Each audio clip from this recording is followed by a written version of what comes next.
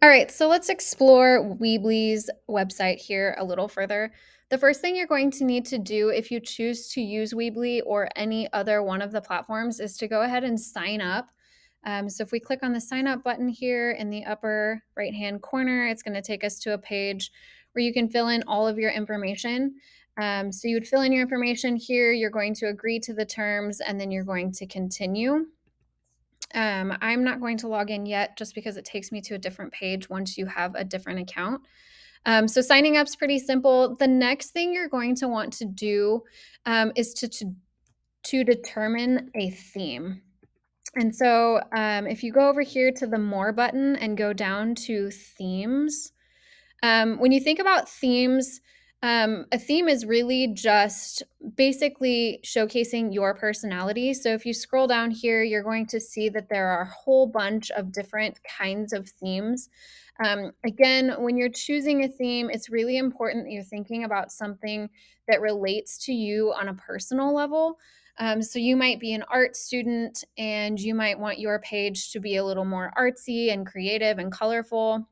Whereas opposed to somebody who is studying business or going into business, their portfolio might be a little more black and white and straightforward. So they have lots of different categories up here at the top. Right now, we're in that featured. They do have a section for portfolio, which I really like. It's fairly limited though.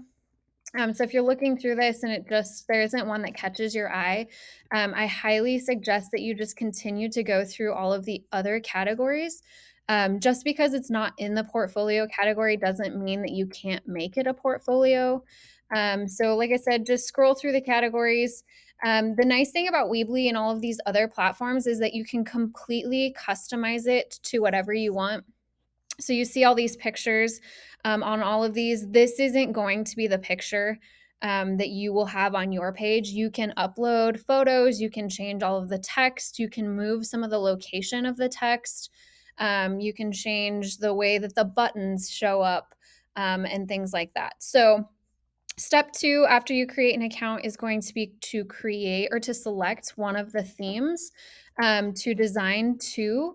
I think there is a way to change the theme after you've gotten started, but I would make sure that you really like the theme before you do a bunch of work, just so that you're not having to duplicate a bunch of work if it doesn't easily allow.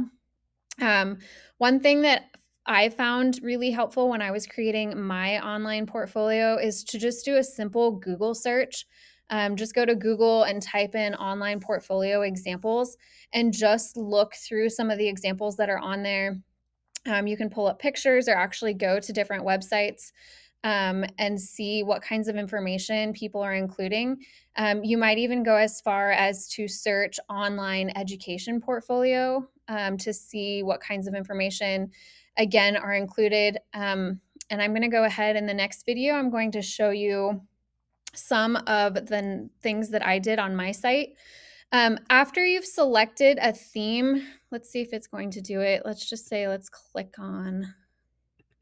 to portfolio. Maybe not.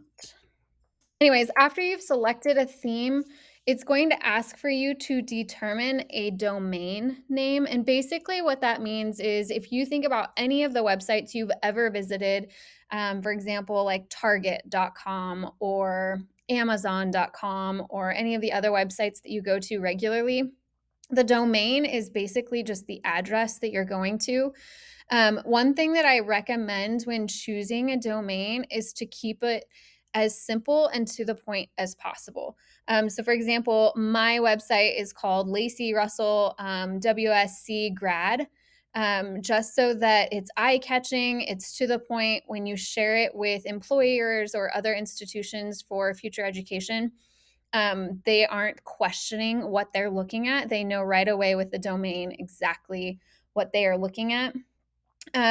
Subdomains and new domains. So it's going to ask you to choose one or the other. Subdomain means that when you share it with employers or other institutions, it's going to read weebly.com slash whatever domain name you choose. If you don't want it to read that for any reason, you're going to have to pay money to have it say just Lacey Russell, WSC grad student. And there's really no reason to not have Weebly in front of it. It doesn't make you look any less professional or anything like that. The only reason I would suggest doing something like that, and what people do a lot of time, is say you're creating an online store for a business that you own. You might not want to have Weebly in front of it, but for the purpose of portfolios, it's totally fine to just go with the subdomain, which again is free. Um, Once you've selected your domain name and the type, you can just go to town and start creating it and customizing it any way you want. In the next video, I'm going to show you how I customized mine. I'm going to show you my webpage, all of the different pages, the information that I included, and then I'm going to break down all of the different ways to customize your videos specifically.